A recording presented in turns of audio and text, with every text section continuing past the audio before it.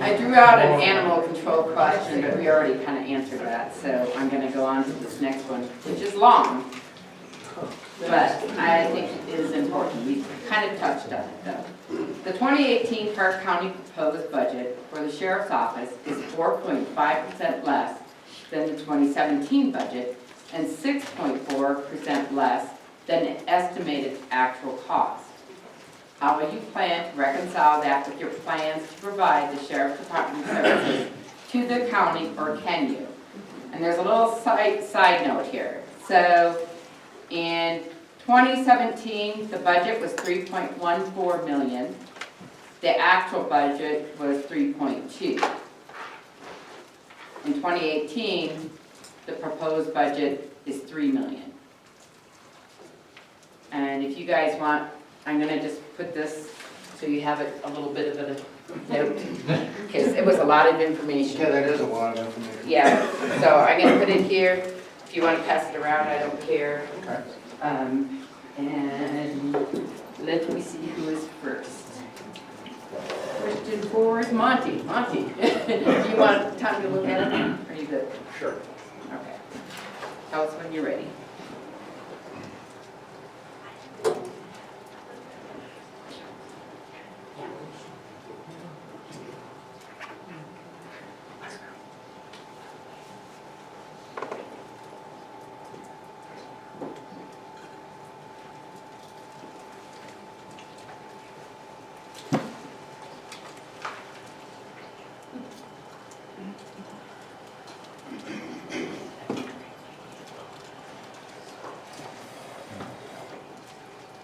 And then if you want to give it to Steve to pass around to Tom, that would be great. Thank you. Also, I was asked by a citizen to speak louder. So if I speak louder, it's not because I am mad at anyone or anything like that. So I will try to speak louder so that everybody can hear. Essentially, the question is, and it's a good question, it's a very good question. 2017, the budget was $3.14 million. 2018, I think, or 2018, excuse me, 2017, 3.2, and 2018, 3. So what you have here is the budget. You're losing revenue, and you're losing significant revenue for a sheriff's office. What reasons for that typically? A lot of times if you're not spending the money, or if there's money that hasn't been spent in the budget cycle, and the county determines that there's not a reason you're not spending that line item, they can actually hold back that budget. Also, the budget does change from time to time and year to year, depending on the overall county budget as well. Some of the things that you can do to adjust that are increasing revenue when you have a shortfall. One of the things that I did as your jail administrator is we actually expanded that jail, and we actually housed inmates for the feds, for ICE, for the state, and 11 other Colorado counties. By doing that, we were able to offset jail costs and into the millions and millions of dollars. So I think looking at probably, that's all my time. I will try to answer a little bit more later. Yeah, looking at the budget, I mean, the budget, it's gone down a little bit, but what my proposal for the budget is fairly simple. Is gonna look at the budget, and there's some items that are gonna go, things that are wasteful. Training is gonna be very important for the deputies and for the investigators. We're not gonna send our command staff to a whole lot of schools. We're gonna be sending our deputies and detectives to schools that will benefit the public pretty quickly. The jail right now, I had a tour down there last month, and they have 45 inmates. That jail can hold over 200 inmates. They've been having, in the past, they've had state prisoners come in there paying $45 a day, and they have a lot of prisoners in there. But the state system right now, there's empty beds. So they don't send anybody up to Park County until they have all those beds filled and they run out of room. So we have to find something to do with the jail. Because one of the problems with the jail right now is there's maintenance problems. There's huge plumbing issues going on in there. We're talking hundreds of thousands of dollars to fix that. We have 45 inmates in there. 20 of them are local and 25 are from ICE.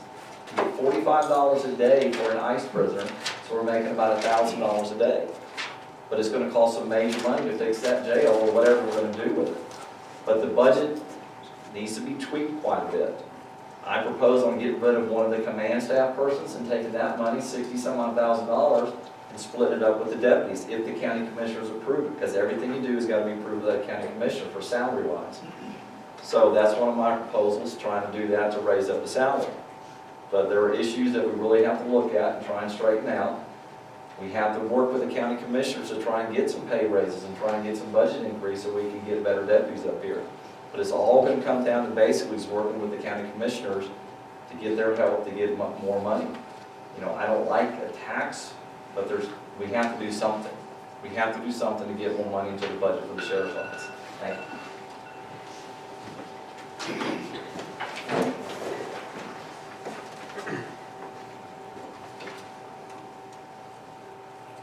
So I've done several meet and greets throughout the entire county, and I think that most Park County citizens believe that our jail is making money. Last year, we were $391,000 in the hole. A lot of room under the budget that we have right now, given this budget for the first term is already set. And it is a little bit less. But as your sheriff's going to reach out there, we're going to look at grants for our training. There's a lot of reallocation that we could be doing with the budget that we have. Tom mentioned $45. I was told it's $54 a day for our federal prisoners, our DOC. I actually had a paper from 2017 that says $54 and some change. And if we house 100 DOC ICE inmates, that's $1.9 million that we're losing. We're not doing that right now. And one of the other candidates told me, well, there's not enough prisoners out there. There's not enough DOC. There are, but we've lost those contracts. We lost them. And if we get those contracts back, I as your sheriff will fight for those contracts. Again, that's only 100 DOC prisoners. $1.9 million. And we're not able to do that now because we did not have the leadership. We don't have that leadership to bring those contracts back. I as your sheriff will fight. I will meet with DOC. I will surround myself, my command staff will be highly trained, highly educated, and we will get those contracts back. We will make that jail a facility that will make money. Again, $391,000 negative, not just last year, several years we have not made money in that jail. And Tom's right. A lot of maintenance, a lot of maintenance. How are we going to do that? We got to have money. And by getting money into that jail, and the only way we're going to get money is by bringing in those ICE and the DOC prisoners. We cannot afford to lose them right now. We only got this is 45 inmates. That's not right. We need to utilize that jail to the fullest extent. And I as your sheriff will do that. Thank you.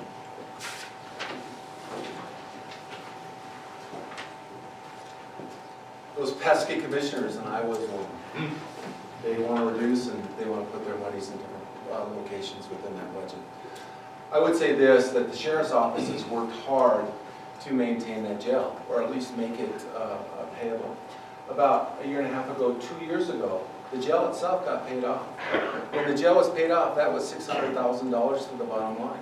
Now, the sheriff now, and those deputies worked very hard to make sure that we had monies come in and that got paid off. So where's the $600,000 that could have gone back to the sheriff's office, could help within this budget that we have here? So it is going down. Out there right now, DOC's has 120 open beds. That's about a month old information I have. About 120 open beds for themselves. They're not going to bring them over to us.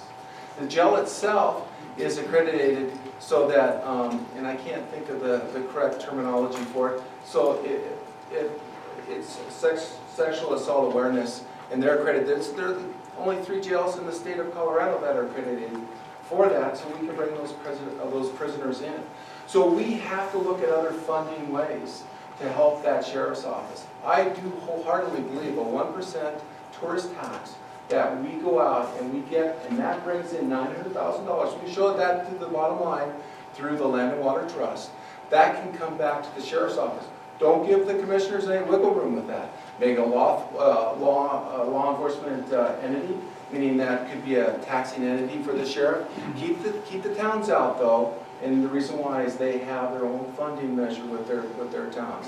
They just said yes to their ambulance district. Why did they say that? Because they know that their calls for service are getting more and more. So I do believe wholeheartedly we can work with our budget, but we need to look at other funding measures and see if we can get those said yes to by the citizens of this community. Thank you.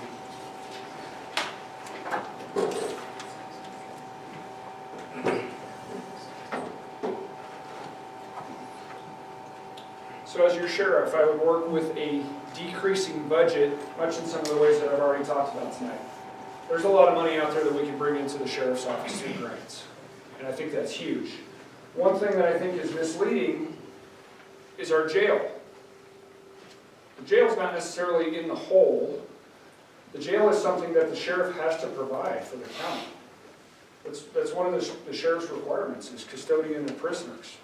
So either the county has its own jail, or we're paying to ship county inmates somewhere else, like our jail does for some of the other county inmates.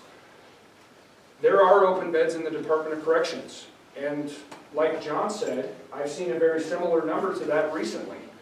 What used to be known as DOC, Department of Correction backlogs, that brought a lot of revenue into the jail here in Park County, that doesn't exist anymore. Those folks in Department of Corrections are being paroled faster. I think we're seeing them get shorter, lighter sentences for their crimes.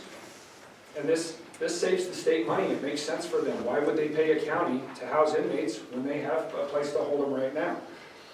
But the jail is something that we're responsible for, and we have to provide that service. So as far as working with the shrinking budget, again, employee retention. And the reason that I say that is because when we are constantly training new deputies here in Park County, we're paying 2 people to do 1 job, number 1. Paying 2 deputies to do 1 job. Not only that, when they leave, the resources that we have put into those deputies, money that we've spent to train them, places that we've sent them to get them up to speed, we're losing that. We're losing the knowledge that they've gained while they've been here. We're losing the connections that they've made. And if we can control that, that's going to help the sheriff's office save money and work within the budget that we already have.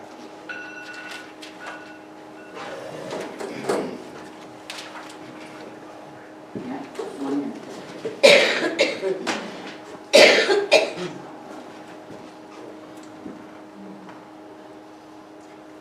The county actually was in trouble with the jail.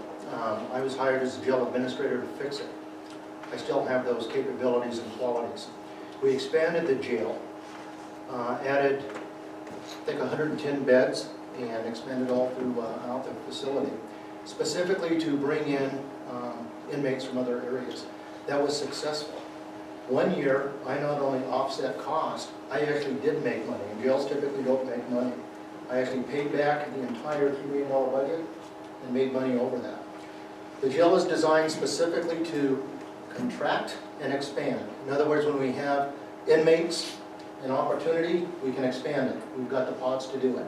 If we don't have that, we can actually contract it, okay? And close down pods and bring it closer. We can fix this thing. I'm not gonna go to you as citizens and ask you for more money for deputies.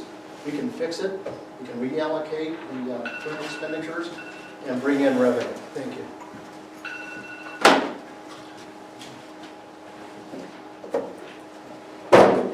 I'm not real keen on trying to make money by putting prisoners in jail.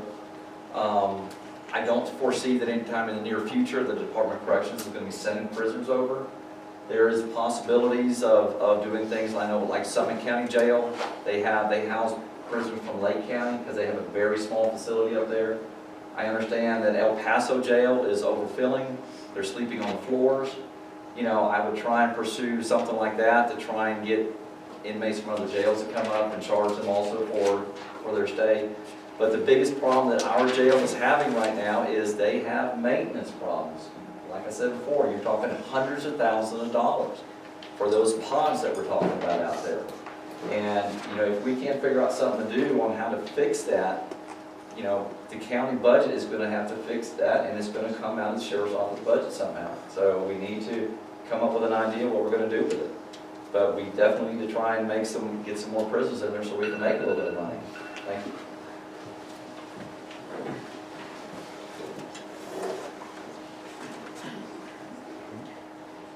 Again, if there were more DOC prisoners, it wouldn't matter to Park County because there aren't any contracts. We lost all the contracts. We gotta get those contracts back.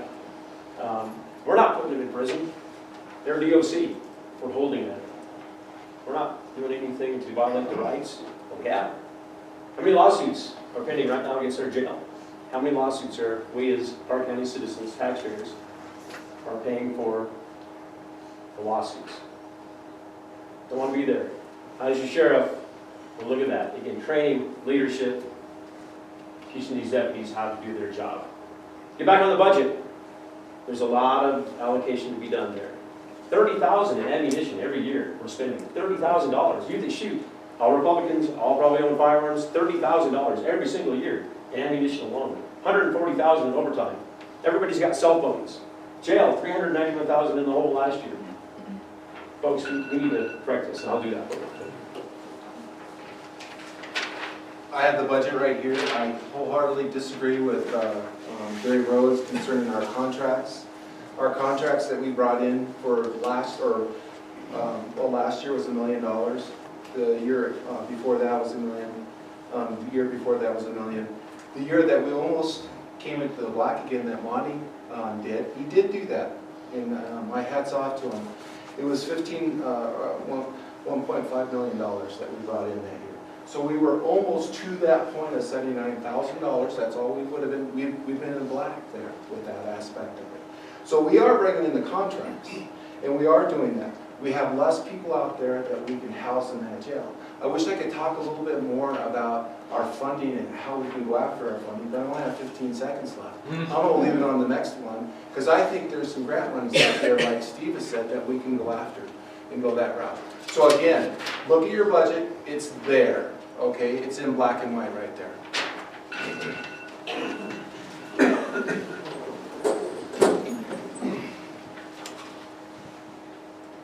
So it always kind of frustrates me when we talk about issues that have to do with the sheriff's office currently, and the five of us are talking about this together, because there's really only two of us that can answer a lot of these questions. Because the other three candidates are getting their information from outside. So take it with a grain of salt is what I would say. And I just wanted to help John out. The term that he was looking for was PREA, that our jail is certified as. That's a Prison Rape Elimination Act. And we are one of the only county jails in the state of Colorado that has that accreditation, that certification, whatever it's called. But one of the things that does for us is that allows us to house some of these inmates because of the restrictions and requirements that are put in place in order to meet that level as a county jail, which I think is outstanding. But again, back to the budget. If we can retain our people, we're going to save money. The money is already there.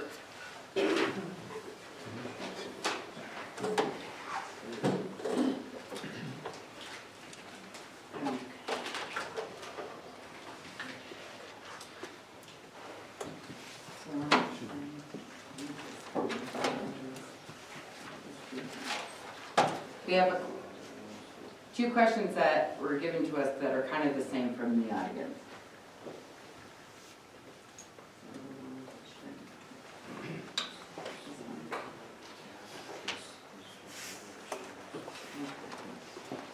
All right.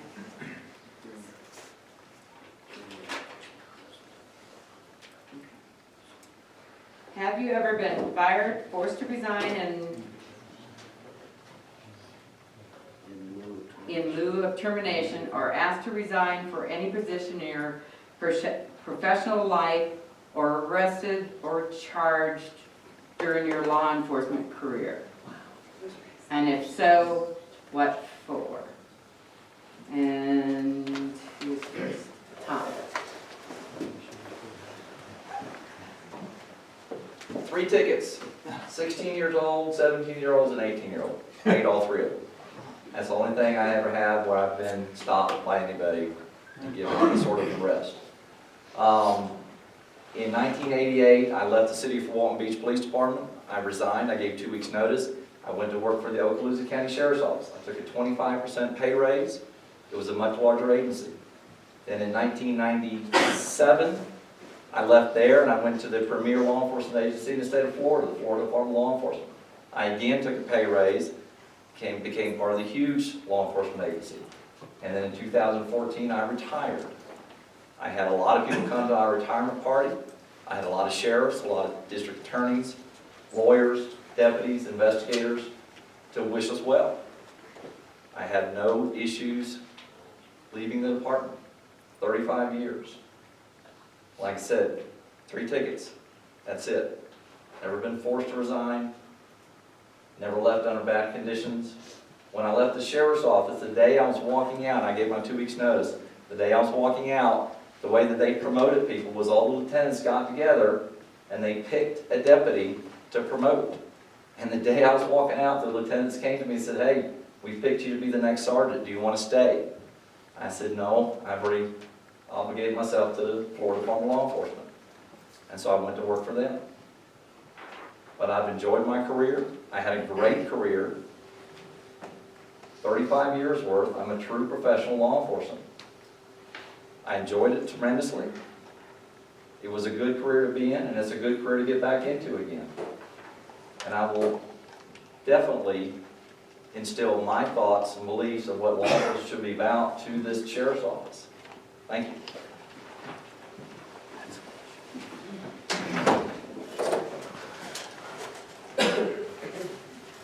Again, I started my career in State Patrol in 1992. I worked there until 2010. I as well resigned. And as I worked as a state trooper, I was also a coach. My supervisor thought I was too involved in my community. And he gave me an ultimatum. I could be the coach or be employed at State Patrol.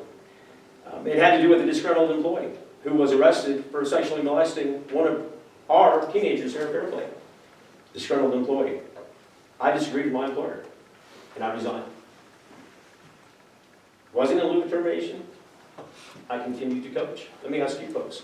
I coach volleyball. Princeton Middle School, girls volleyball. Wrestling coach. I've coached since 2002 until present. Never missed a day of coaching. My philosophy and State Patrol philosophy kind of changed a little bit. When I was told I was too involved in my community, what more would you want? A police officer who was involved with our youth, a mentor? I felt that was more important. My child, who is my youngest, is going into high school. My integrity is more important than any job. I'd had job offers before I left State Patrol.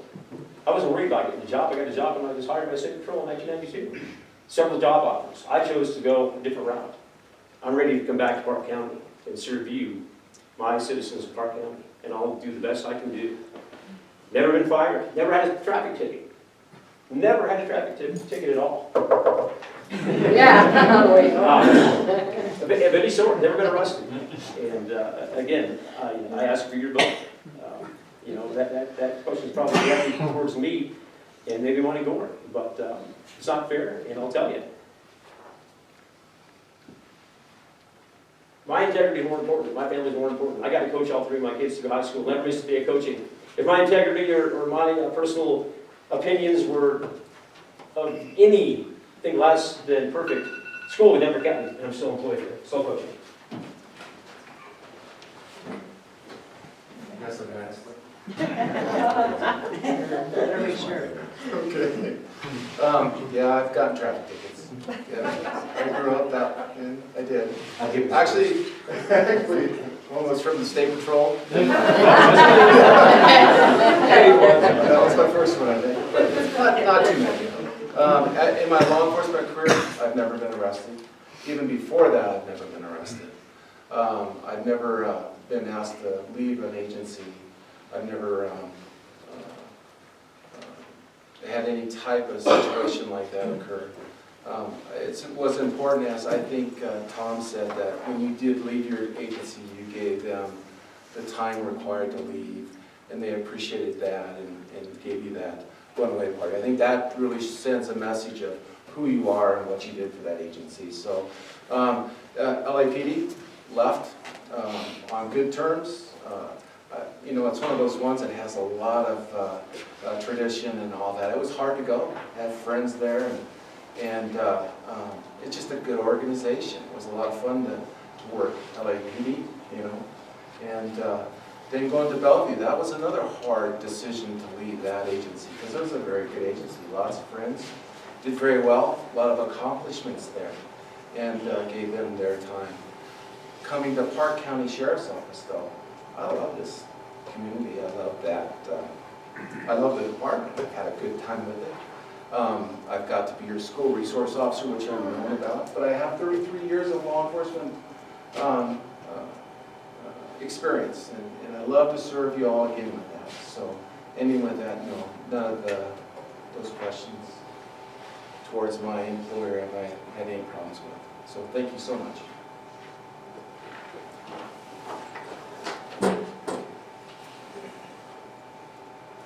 So Gary said he thought that this question might have been aimed at him and Monty, so it may also very well have been aimed towards me. So to answer the question, in my law enforcement career, no, I've never been fired, never been asked to resign, forced to resign, anything of that nature. I've left every law enforcement employment I've had of my own accord to move on to something different. Same thing prior to my law enforcement career. Never been fired, never been terminated. In my law enforcement career, I've never been arrested nor cited. However, prior to my law enforcement career, I've had traffic citations, and I've also been arrested. When I was 20 years old, I was a college sophomore, and I was arrested for DUI. I was charged with driving under the influence of alcohol and driving under the alcohol per se, which what that means in the state of Colorado is a blood alcohol content over the statutory defined legal limit. So one offense, 2 criminal charges. So yes, I've been arrested. I did what I needed to do with the court system. I received a deferred judgment. I completed everything. And what that means is that upon the completion of all the things that the court decided that I should do, the charges were dropped. So that's life experience, though. So that might set me aside from the rest of the gentlemen up here is I've been through that experience. You know, I'm a real person. I've made mistakes, and I believe that it's what you do after the mistake is what's important. So maybe that's given me a little bit of understanding in how I've worked my law enforcement career, because I understand that each and every one of us could be in that same situation or a situation like it at any time. Does it make him a bad person? No. A lot of it depends upon the circumstances. So, my time's up.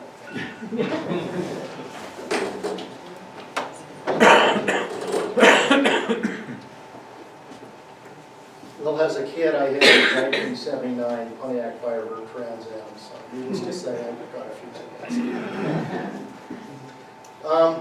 This is a good question, and it's a question that needed to be asked for several of us up here.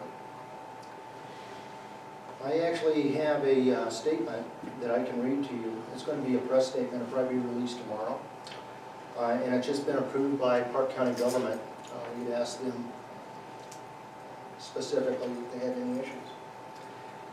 It says the Park County Sheriff's Office distributed a public statement on March 13, 2018. That statement violated a non-disclosure agreement with Park County, which previously prevented me from speaking publicly about my separation and departure from the Sheriff's Office. I have honored my agreement to confidentiality even while being the subject of wild speculation and negative commentary. I thank you for your confidence.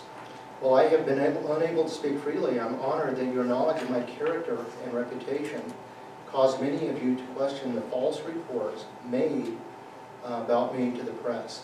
I am honored that 2 years ago, Park County quickly and publicly acknowledged the reports were false. I'm honored that so many have believed in me and made full and complete statements. I am honored that so many have believed in me. I have made full and complete statements in confidential private depositions, but I'm still prevented from speaking about the Worth eviction incident due to a confidentiality agreement with the county. Leaving the Sheriff's Office was one of the hardest things I had to do. Due to inaccurate statements made in the hostile work environment that ensued, I chose to take a severance settlement offered by the county instead of filing a lawsuit.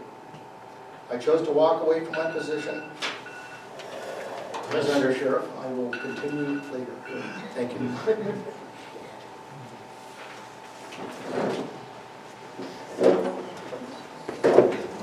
NCO.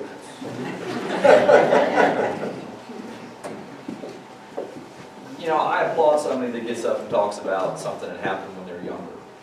You know, I have no problem with Steve Spodiak. I think Steve and John are two great employees of the Sheriff's Office. They're two of the hardest working people up there. I would enjoy seriously working with both of them. And, you know, when I was working patrol, I arrested a lot of people for drunk driving. I won't stand for drunk drivers. But they get punished, and they go on with their life. You know, we all did things that were stupid when we were younger. You know, so I have no problem with that.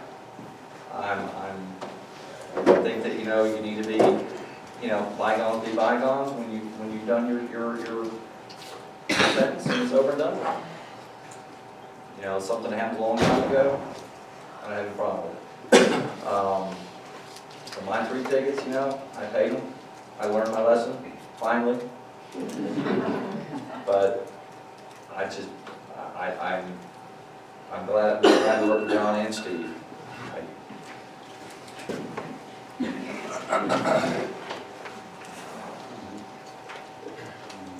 As a state trooper, a supervisor here in Park County, I did have the opportunity to work with both Steve, Monty, and John.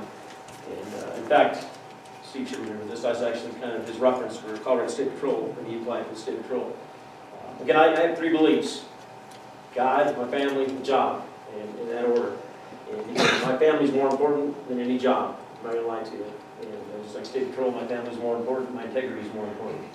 And I chose that route because, again, I had no issues with coaching. I had no issues with State Patrol other than they said, hey, you're too involved in the community, you can't coach any longer.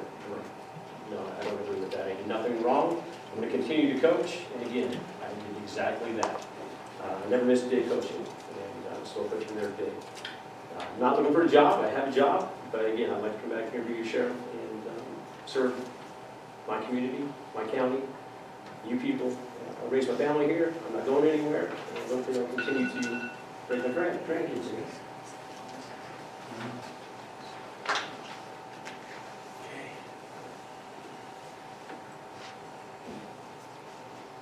I don't know if you can enjoy what we're doing right now, but I do enjoy working with the individuals at this table.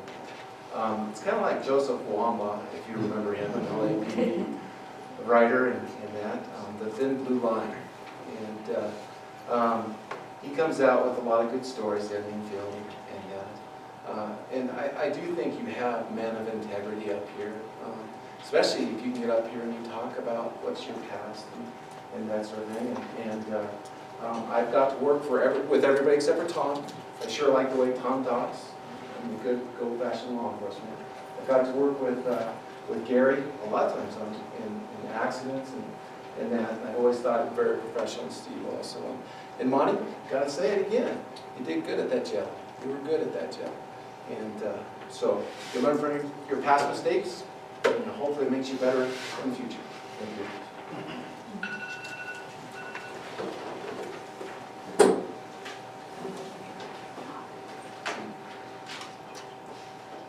So I think the biggest thing that I hit on earlier was my arrest record.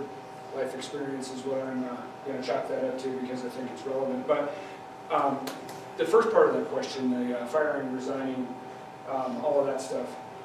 So I resigned from the sheriff's office back in 2009, and I went to work for the railroad police. And there were a couple of major reasons that I did that. Number one, don't make very much money here. My wife and I started our family. We had our first son at that time, and in order for her to be able to stay home, I needed to bring in more income. So I had an opportunity to take a job that paid a lot better, and I took it. And it was a good career move for me. But the thing that I'm trying to get at here is that I understand the issues with retention here based on pay, because I've been there, and I've done that, and I've lived it, and now I'm back because I want to be here.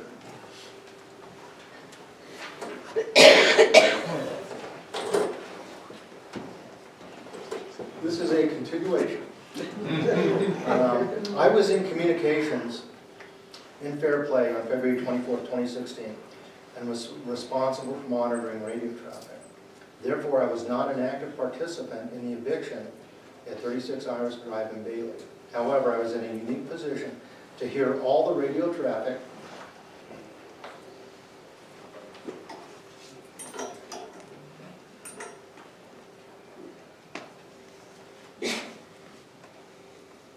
and to follow how the eviction was handled. Prior to that day, I had instructed that none of our deputies were to enter the Worth residence under any circumstances.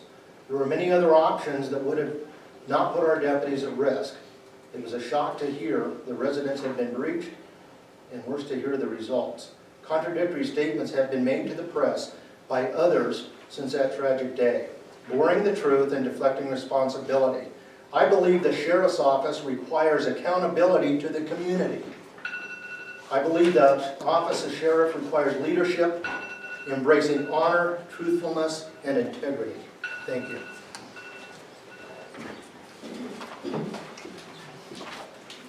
So for our last question, I'm going to take from the audience instead of the ones that the Republican Party came out.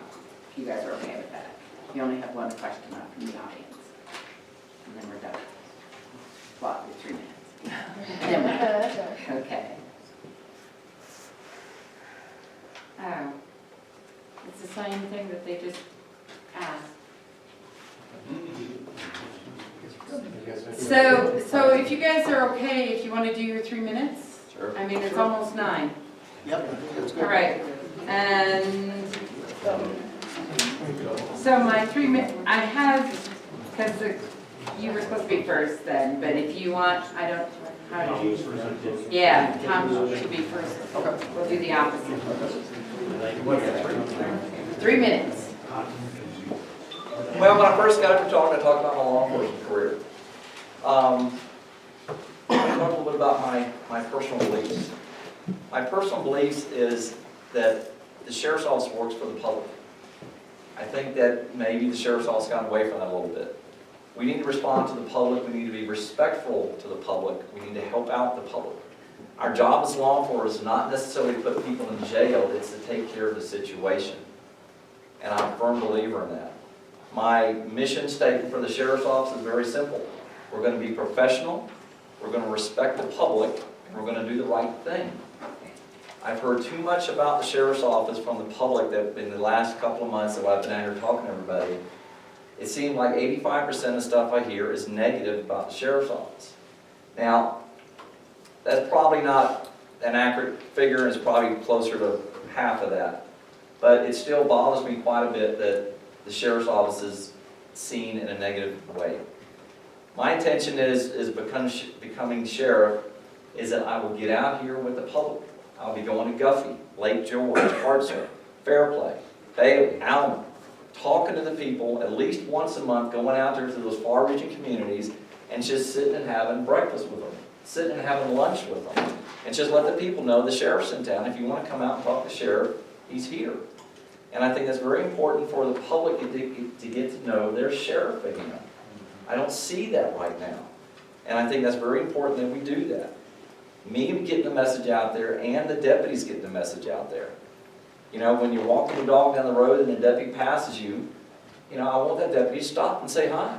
You didn't have to spend, 50 minutes with you, whatever, 2 or 3 minutes just to say hi and go on. You know, homeowners meetings. You know, I think the sheriff should go to some of these homeowners meetings at least once a year and just to show up and say that, hey, I'm the sheriff, I'm here. And that's what I intend on doing. I intend on being very fair to the public. Because if you own a little trailer back up here in the woods somewhere, or if you own that $1 million home up on the top of the mountain, you're going to get the same treatment from me. Nobody's going to get any special favors from me. You can forget about that. If a county commissioner gets arrested for drunk driving and they get put in the county jail, I will call that jail and I'll have him put into a private cell so he doesn't get beat up by his constituents. If your son or daughter gets arrested for DUI and you call me up and complain about it, I will call the jail and make sure that they are okay. That's all you're going to get out of me. You're not going to get any favors. If that's the type of sheriff that you want that grants you favors all the time, then don't vote for me. I'm going to be fair to everybody. I'm going to be approachable by everybody. I will do the right thing as a sheriff. And you'll be very glad to have me in there. Thank you.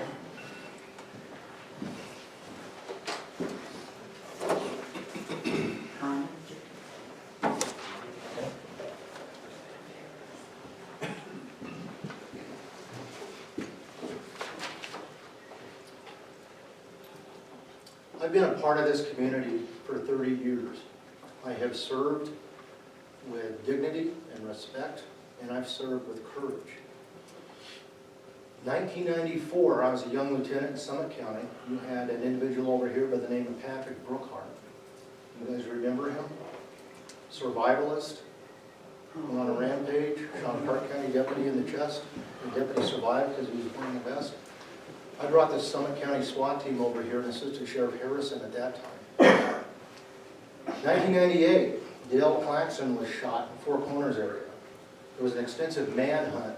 Over 500 different law enforcement officers, National Guard was called in. Dale Claxon was shot with an automatic weapon 18 times. I was with Summit County then. I took the SWAT team and led that team in that manhunt. 1998, Thomas Lease shot the former mayor, firebombed the town hall, and drove a front end loader through the town. You guys remember that? I brought the Summit County SWAT officers over again. What resulted was it was cold that night, and we let cold take place. He became somewhat lethargic, and it worked out for the best. I've been with you in wildland fires. I've been with you in snowstorms. I've been with you when family members have left and run away. I've been there for Park County. I was there September the 27th, 2006, when a bad guy took 6 female students hostage. We followed police protocol. We negotiated. We got 4 of the girls out. We did exactly what police protocol calls for. When we had no other options, we breached. We worked with Jeffco. We worked with other law enforcement agencies that I asked to show up. We still lost one child, but under the circumstances, it was not the best we could do. 2015, Sam Adams shot his neighbor in Alma. Sheriff's Office responded. I took command of that incident as well. And that man, sitting there in a blue shirt, looks like he's sleeping, and I, after establishing a perimeter, the old guys went into that residence, started trying to see if we could find Sam Adams. He was dressed in camo and he had make-believe booby traps everywhere. I left the young guys on the perimeter where they needed to be. The state just put 100 inmates in your jail. 100 inmates, and they took them out again. We can't have that. By building a working model and running it as a business, we can be successful. If I go to commissioners and say, I've got the money to hire new officers, I'll get those officers. Thank you very much.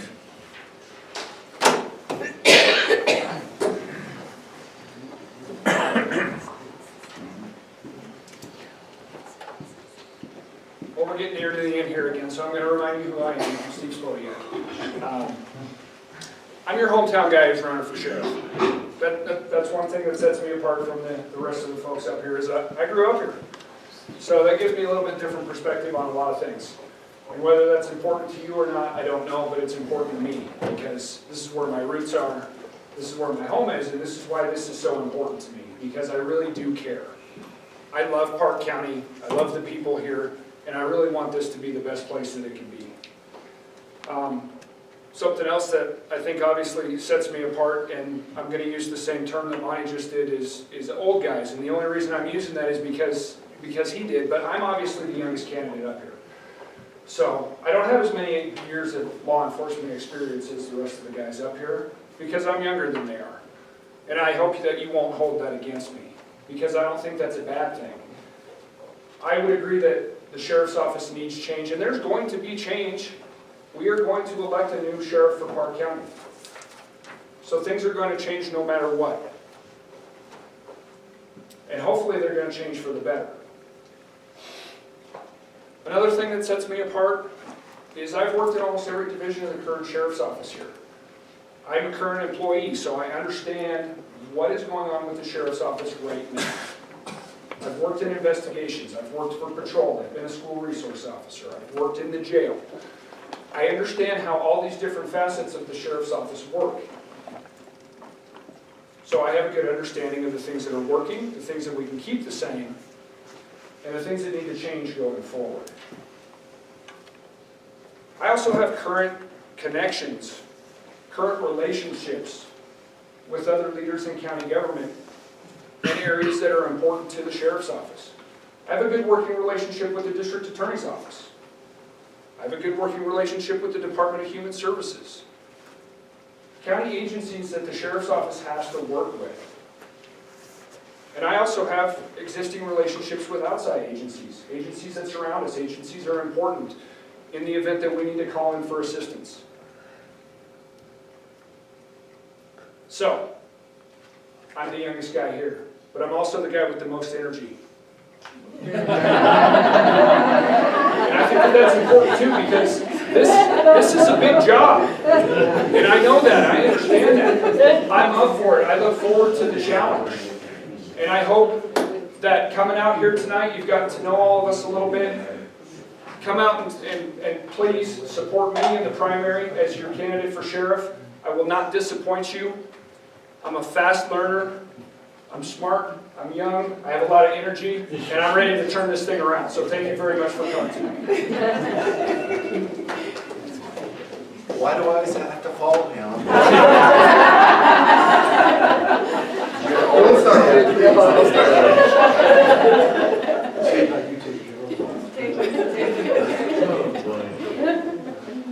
I'm gonna start with leadership, because really that's where it starts. That new sheriff starts leadership for everything there, everything else that goes with it.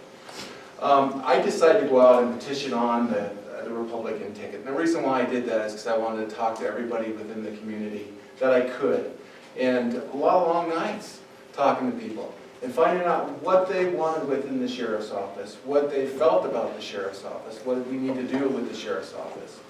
And a lot of them said they want response times. They want good response times. They want school resource officers. They want a lot of things that the sheriff's office hasn't been able to provide. We have a lot of miles out there. We have 4 deputies on right now.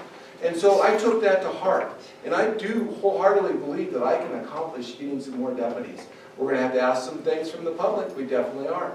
The reason why I can say that is this. When we had the tragedy at Black Canyon High School, our deputies couldn't talk to anybody because we were VHS. We weren't 800 that when everybody else was coming in, we couldn't talk to them. So we had an emergency manager go out for grant monies. We brought in hundreds of thousands of dollars to actually be able to solve that problem. Our deputies can talk to each other. Fair Play could not talk to Bailey at one point when I was here. They can do that now. We have to find a way to be able to recruit, retain, and serve the citizens of this community that they want. We also need to make sure that we have school resource officers within our schools. And we need to have them every day that that the school's going. Right now, I argued that point in this campaign. And I've only been able to get halfway to that point, meaning that I'm half at Platt, I'm half at South Park. They don't know when I'm there most of the time, but we need to have full-time there. And how do you do that? You're going to have to go out and ask the community, because the community's asking me, John, how in the world can we get more school resource officers? Because we want those people within our schools. Well, we have to go and we have to ask one of those things about tax monies. And I certainly believe that a sales tax that actually doesn't encumber our property tax, okay, that goes after the tourists within our community. Do you realize, and I don't have all the stats that's on my phone, but 7,000 cars a day go through Bailey down that 285. I think there's 3,500 over in Lake George. Now, we have almost 1,800 or 18,000, citizens that live in Park County, so they do drive, and they are going to have to pay some of that sales tax in that. But I certainly think that our tourists can pay a fair share of that money. And I would actually propose that as a share. Now, it makes it easier for those doggone commissioners, but we got to also put some checks and balances with them. They still have to make sure that they fund the sheriff's office, and then we can come back with the other aspect of this. Thank you very much. Don't.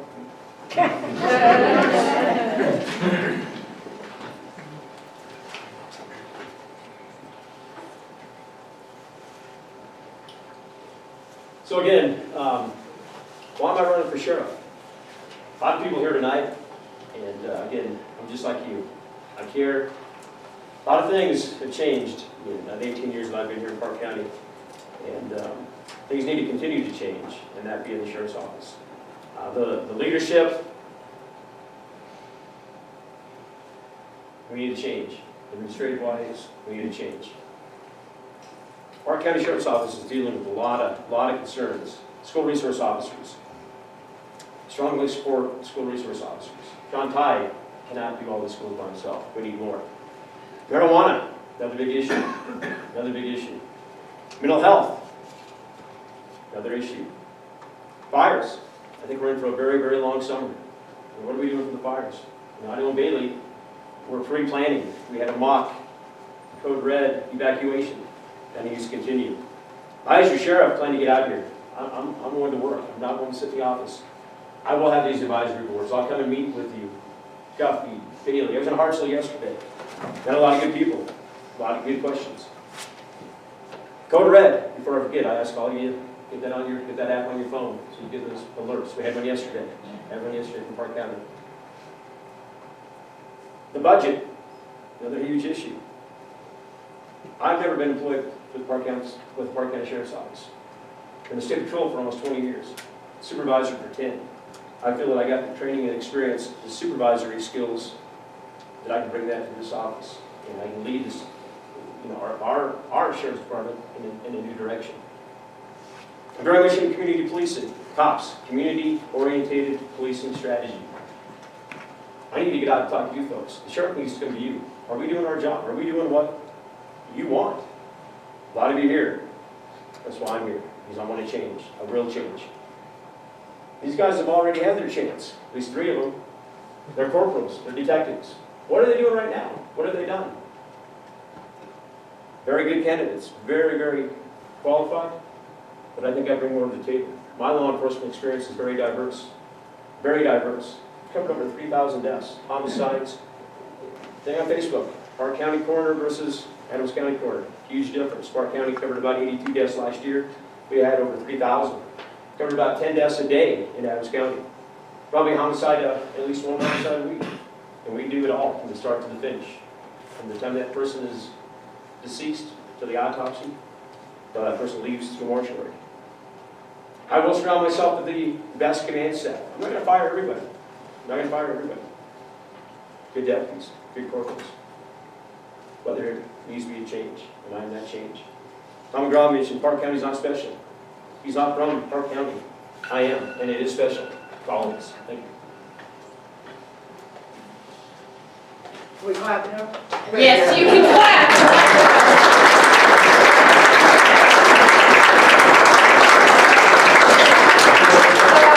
I'd like to thank all of these guys. It's been a long, and they still have one more debate in Bailey.